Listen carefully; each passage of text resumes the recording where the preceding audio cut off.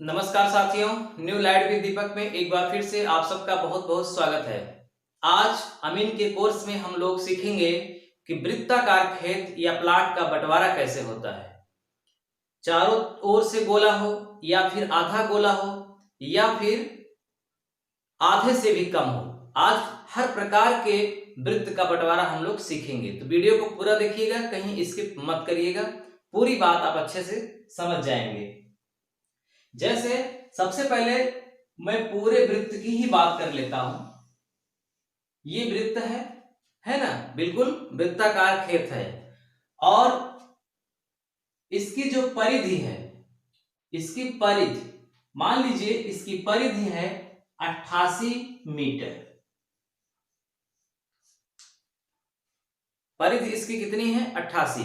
परिधि का मतलब ये चारों ओर की लंबाई। हमें इसे दो भागों में बांटना है। अगर मुझे इसे सिर्फ दो ही भागों में बांटना है तब तो बांटना बहुत सरल है। हमें इसका केंद्र पता करना होगा कि केंद्र कहां है और उस केंद्र से एक और फिर इधर लाइन खींच देना है, दो भाग हो जाएंगे। उदाहरण के लिए मान लीजिए इसका केंद्र यहां है, तो मैं अगर यहां से बिल्कुल सीधी लाइन खींच दूं केंद्र से जाते हुए इस कोने से उस कोने तक, तो दो भाग इसके हो जाएंगे और दोनों बिल्कुल बराबर आएंगे। लेकिन मामला यह है कि हम केंद्र कैसे पता करें और एकदम सीधा कैसे खींचे, है ना। तो केंद्र पता करने के लिए हमें इसकी त्रिज्या पता करनी होगी कि इस वृत्त की त्रिज्या कितनी है। तो हमने आपको सिखाया है कि अगर परिधि दिया हो और त्रिज्या निकालना हो तो त्रिज्या निकालने का फार्मूला होता है परिधि गुणित 7/44। ये सूत्र लगता है अगर परिधि चारों ओर की लंबाई दी गई है तो त्रिज्या निकालने के लिए। तो परिधि कितनी है? 88 गुणित 7/44। अब आप जानते हैं 88 का 44 में भाग होगा या फिर 88 का 7 में गुणा करके 44 का भाग दो, एक ही बात है। तो मैं पहले ही भाग दे रहा हूं, 44 दूना 88। अब 7 का 2 में गुणा हो गया 14 मीटर। इसका मतलब यह हुआ कि इस वृत्ताकार खेत की त्रिज्या कितनी है? 14 मीटर। त्रिज्या का मतलब केंद्र से किनारे तक की दूरी। अब देखिए 14 मीटर की हम एक डोरी ले लें या इंची टेप ही, जिससे इच्छा हो। 14 मीटर इस किनारे से जहां लगे कि बीच में जा रहा है वहां तक आप नाप करके एक पॉइंट रख दीजिए। यहां से 14 नापिए, लगभग बीच में जहां जा रहा है रख दीजिए। फिर इधर से भी नापिए, इधर से भी चारों ओर से, तो वो एक ही जगह मिलेगा। अगर मान लो आप तिरछा कर दोगे, यहां से आप 14 नापोगे यहां पे, तो यहां पे बिंदु आपने रख दिया, तो जब आप इधर से लगाएंगे तो वो 14 यहां आके नहीं मिलेगा, वो 14 यहीं तक आएगा। तो इसका मतलब ये हुआ कि जब यहीं तक इधर वाला आ रहा है और इधर वाला यहां जा रहा है, दोनों मिल नहीं रहा है, तो इसका मतलब कि ये केंद्र नहीं है। चारों ओर से हम चेक करेंगे, जहां चारों ओर से सभी आकर के मिल जाएंगी वही केंद्र होगा। ठीक, तो केंद्र का निर्धारण इस तरह से होता है। अब केंद्र का निर्धारण जब हो गया तो आप एक डोरी ले लीजिए और इस कोने से केंद्र से जाती हुई उस कोने तक निकाल दो। और डोरी की लंबाई कितनी होगी? 14 14 28 मीटर, क्योंकि यहां से यहां 14, यहां से यहां 14, 28 मीटर की डोरी लेकर के किनारे से केंद्र से जाती हुई बिल्कुल सीधा खींच देंगे तो ये दो भागों में अपने आप बांट देगा। अगर मान लो इसी को 4 भागों में बांटना है तो पहला भाग तो ये हो गया। अब जैसे आपने इधर खींचा है वैसे ही बिल्कुल यहां से खींच दीजिए। 4 भागों में बांटना है ना, तो यहां से ये देखिए। अब आप कैसे जानेंगे कि ये हमारा चारों बराबर है? तो अब इसकी जानकारी के लिए आप यहां से यहां नाप लीजिए, इसको नापिए, जितना आया उतना ही ये आना चाहिए, उतना ही ये, उतना ही ये। यदि चारों ये बराबर आ रहे हैं तो इसका मतलब बिल्कुल सही है। अगर मान लो आप तिरछा कर दोगे इसको, जब इसको तिरछा कर दोगे हल्का सा, तो क्या होगा? इधर कम आएगा और इधर ज्यादा आ जाएगा, तो समझ जाओगे कि ये सीधा सही नहीं है। जिस बिंदु पर दोनों तरफ बराबर होगा वही सही रहेगा। तो इस तरह से 2 भागों में और 4 भागों में बांटना बहुत ही सरल है। मुश्किल होगा 3 भागों में बांटना और 5 भागों में। तो चलिए एक सीख लेते हैं कि अगर हमें इसे 3 भागों में बांटना हुआ तब क्या करेंगे। इसमें आपने देखा कि परिधि से त्रिज्या निकाल करके हमने इसको बांट लिया 2 भागों में, 4 भागों में। क्षेत्रफल निकालने की आवश्यकता नहीं हुई कि कितना बड़ा खेत है, कितना कितना मिला, इसकी कोई झंझट ही नहीं है। अपने आप ये चारों बराबर होगा, 2 भाग है तो दोनों बराबर होगा। इसमें 3 भाग करना है और मान लो कि इसे जब 3 भागों में करना है और इसकी जो परिधि है, इसकी परिधि मान लीजिए है 84 मीटर, मैंने रख दिया 84 मीटर। यहां से ये चारों ओर की लंबाई 84 मीटर है और हमें इसे 3 भागों में बांटना है। तो क्या करेंगे, 84 का 3 बार भाग करिए, यानी 84 का 3 में भाग कर दो तो कितना आएगा, 3 दूना 6, 3 अठा 24, 28 मीटर।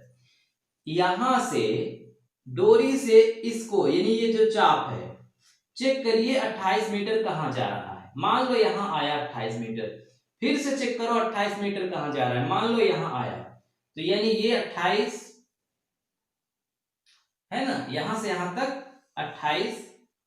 और नाम मैं लिख दे रहा हूं ए बी सी, तो ए से बी नहीं, हाँ, ए से बी 28, बी से सी 28 और सी से ए भी 28, है ना।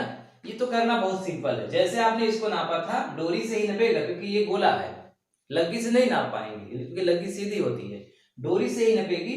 तो यहां से आपने यहां 28, फिर यहां से यहां 28, फिर यहां से यहां 28, क्योंकि हमें 3 भागों में बांटना है। अगर 5 भागों में बांटना होता तो 84 में 5 का भाग करते और जो आता उतना उतना पे टिक लगाते। अब ये तो हो गया, अब हमें मेन चीज क्या पता करना है कि इसका केंद्र कहां है, इसका केंद्र कहां पे आएगा। अब केंद्र पता करने के लिए वही मामला, त्रिज्या निकालिए, ठीक है, त्रिज्या। तो त्रिज्या के लिए फिर से वही फार्मूला लगेगा, त्रिज्या बराबर परिधि गुणित 7/44। परिधि है ही 84, तो 84 में 7/44 का गुणा कर दो तो त्रिज्या आ जाएगा। 84 का 60 में गुणा किया तो आया 7 चौक 28, 7 8 56 और 2 58, 588/44। फिर 588 का 44 में भाग कर दीजिए तो सीधा सीधा आ जाएगा 13.36। ये 13.36 क्या हुआ, त्रिज्या, रेडियस, त्रिज्या आई। इसका मतलब कि यहां से 13.36, इसका मतलब हुआ 13 मीटर और 36 सेंटीमीटर। 13 मीटर 36 सेंटीमीटर की लग्गी ले लीजिए या इंची टेप या डोरी, उससे बिल्कुल सीधा नापिए कि कहां जा रहा है 13.36।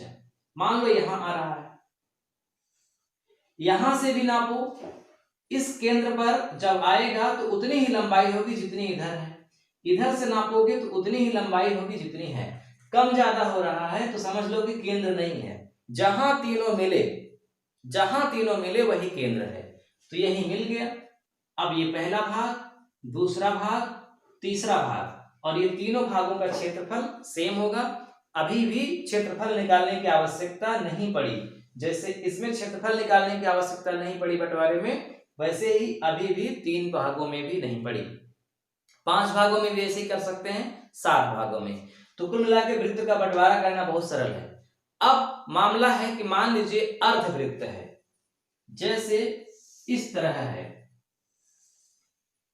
ये अर्धवृत्त है और मुझे इसे 2 भागों में बांटना है।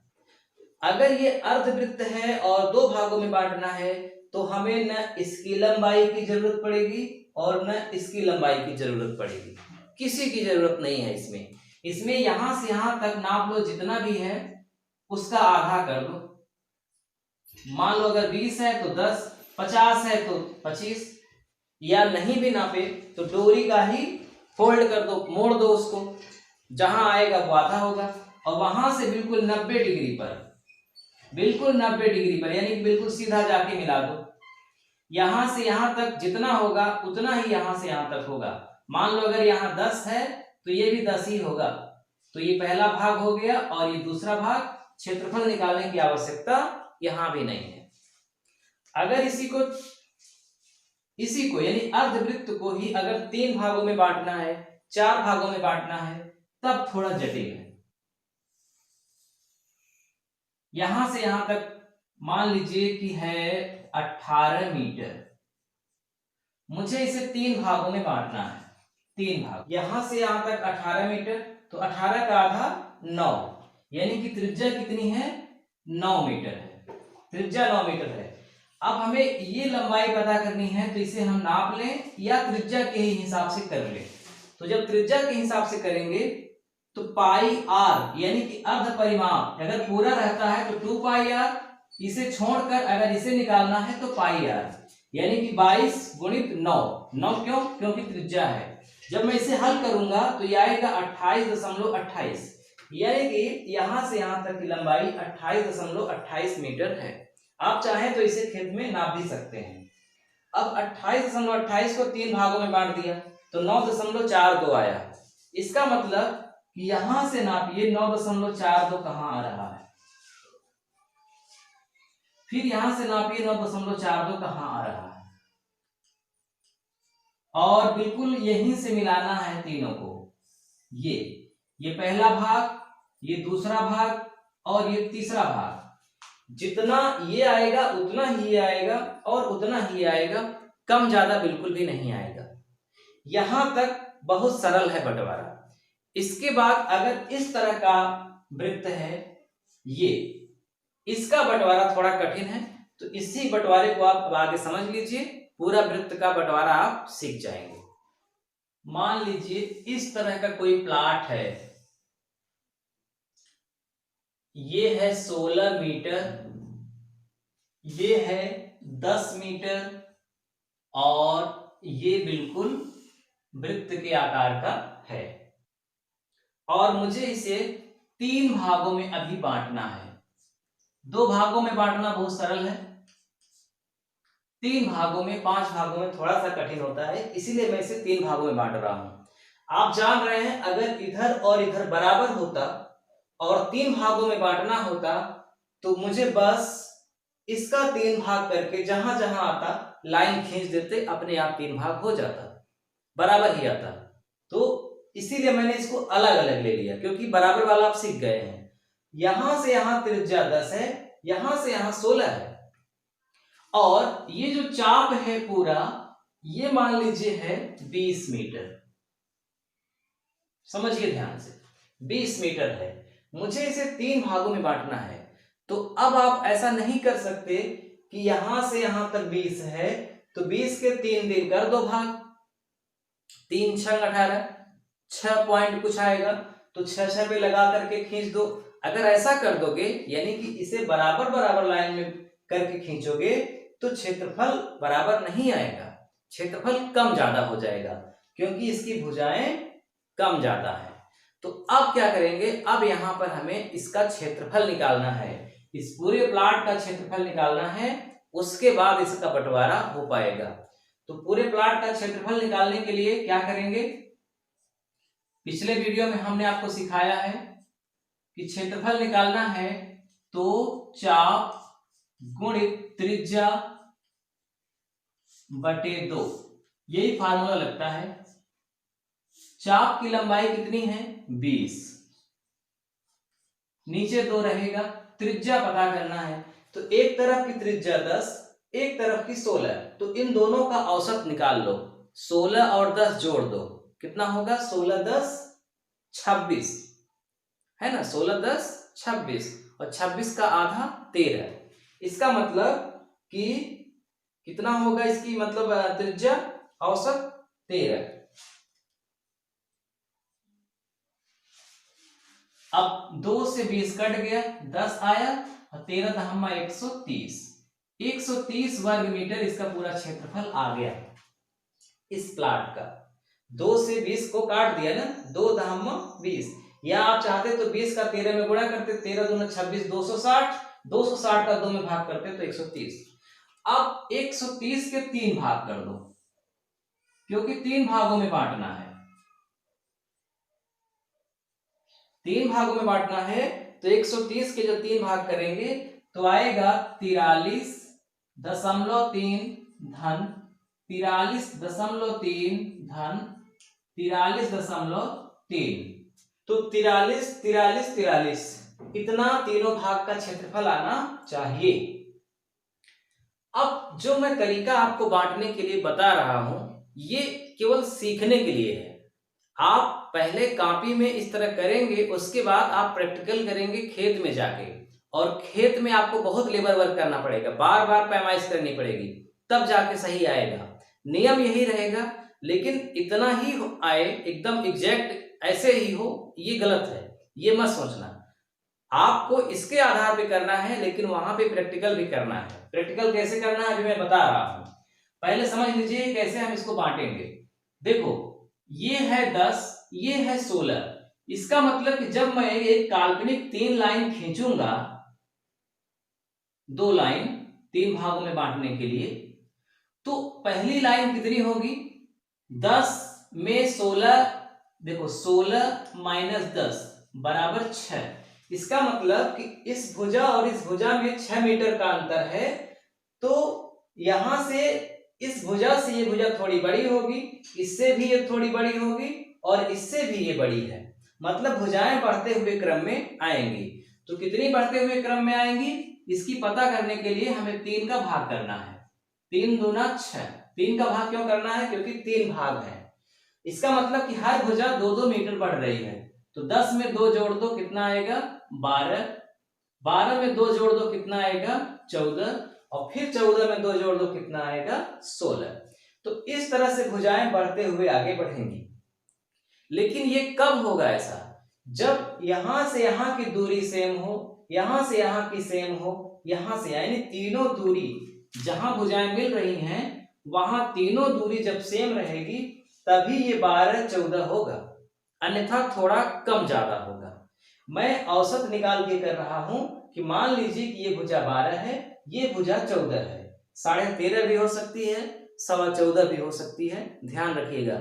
इसीलिए मैं कह रहा हूं कि प्रैक्टिकल आपको खेत में करना है। अब क्या करेंगे, ये हो गया पहला भाग, ये हो गया दूसरा भाग, और ये हो गया तीसरा भाग। 2 भागों का क्षेत्रफल हम पता कर लें तो तीसरा अपने आप पता हो जाएगा। क्या करना है, सबसे पहले इन दोनों भुजाओं का औसत निकालना है, 16 और 14 का। 16-14 कितना हो गया 30, 30 का औसत होगा 15। पहले भाग का मामला चल रहा है, पहले भाग का क्षेत्रफल है 43.3। तो अगर हम 43.3 में 2 का गुणा करके 15 का भाग दे दें तो पता चल जाएगा कि यहां से यहां तक की दूरी कितनी होगी, ए बी सी डी, ए से बी की दूरी कितनी होगी। अब आप सोच रहे होंगे कि 43.3 तो समझ में आ रहा है कि इसका क्षेत्रफल है, 15 का भाग भी दिया जा रहा है, ये भी समझ में आ रहा है क्योंकि ये चौड़ाई है, मतलब त्रिज्या का औसत है। लेकिन ये 2 का गुणा क्यों किया गया ये नहीं समझ में आया। तो 2 का गुणा इसलिए किया गया क्योंकि क्षेत्रफल निकालने के लिए 2 का भाग होता है, इसलिए 2 का गुणा हुआ। देखो जब क्षेत्रफल निकालते हैं तो चाप गुणित त्रिज्या बटे 2 लिखते हैं, और मान लो इसका क्षेत्रफल कितना आया था 130। तो जब हमें ये चाप पता करना है, यानी यहां से यहां तक की दूरी, तो हमें जो क्षेत्रफल आया है उसमें पहले 2 का गुणा करना पड़ेगा। जो यहां भाग हुआ है इसका गुणा करोगे तो 13 दूना 26, 260 हो जाएगा, और फिर 260 का त्रिज्या यानी कि 13 में भाग करोगे तब ये चाप 20 निकलेगा। इसीलिए जस्ट उल्टा प्रोसेस होता है, क्षेत्रफल में 2 का गुणा पहले ही हो जाता है, उसके बाद भाग होता है। और जब आप ऐसा करेंगे तो यहां आएगा 86.6 बटे 15, 5.77 मीटर। इसका मतलब यहां से यहां की दूरी होनी चाहिए 5.77, 5 मीटर 77 सेंटीमीटर ये दूरी होनी चाहिए यहां से यहां। अब समझिएगा कि जब ये पूरा तीनों बराबर रहता ना तब उसके हिसाब से ये 14 आता, अभी तो 5.77 ही है, इसका मतलब ये 14 से थोड़ी बड़ी होगी भुजा, मामूली बड़ी होगी खेत में। फिर हाँ सही है। अब इसी तरह दूसरा करना है। अब दूसरा करने के लिए 14 और 12 का औसत निकालिए। 14 धन 12 कितना हो गया 26 में 2 का भाग कर दो आया 13। क्षेत्रफल इसका कितना है वही 43.3। फिर से 2 का गुणा करके भाग करना है 13 का, तो 2 तिहाई 6, 2 तिहाई 6, 2 चौक 8, 86.6 का 13 में भाग कर दो तो कितना आएगा 86.6 का 13 भाग करेंगे तो 6.66, यानी यहां से बी से सी की लंबाई होगी 6.66। अब ये बचा तो इसको मत करो, ये पूरा 20 है तो 20 में 5 77 घटाओ, 6 66 घटाओ, जो बचेगा कितना बचेगा 7.57 बचेगा। अब आप ऐसा करिए रफ में यानी कि कॉपी में।